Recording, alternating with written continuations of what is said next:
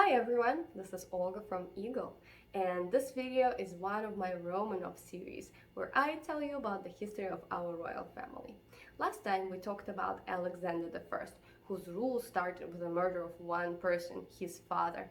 Well, the person who I'm covering today can definitely beat him because his rule started with an attempted revolt.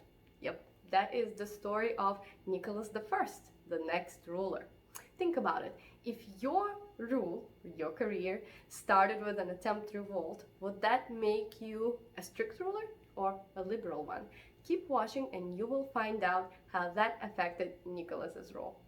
As you might remember from my last video, the life of Alexander I ended really abruptly and unexpectedly. So the next person in line to rule the country after him would be his brother Constantine. But it turned out that Constantine did not want to rule the country. He kept saying he did not want to end up like his father. And if you want to find out the history of his father, check out another video right there.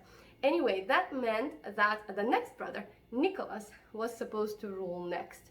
But it really took a while to figure this whole out. There was quite a confusion there, and there was a period of time where there was no czar in power. That period was known as the period between czars.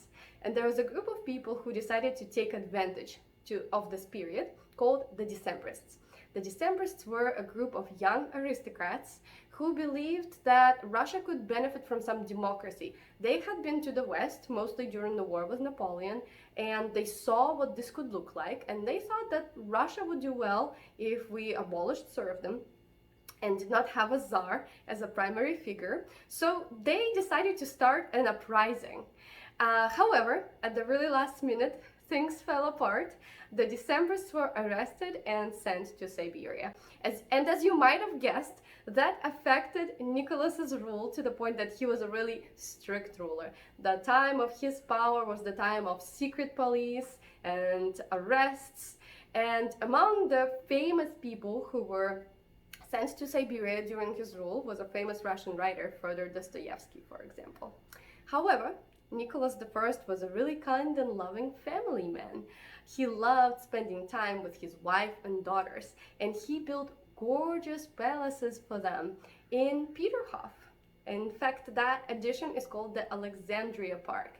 And the buildings in there are in beautiful Gothic style. There are cottages, churches, and even a mock farm. Nicholas I was also the mastermind behind a lot of beautiful buildings in St. Petersburg. For example, the building of the new Hermitage, which is where most of the Hermitage art is located, and the gorgeous St. Isaac's Cathedral. I wonder, have you been to any of those buildings? If you have, please feel free to leave your impressions in the comments section.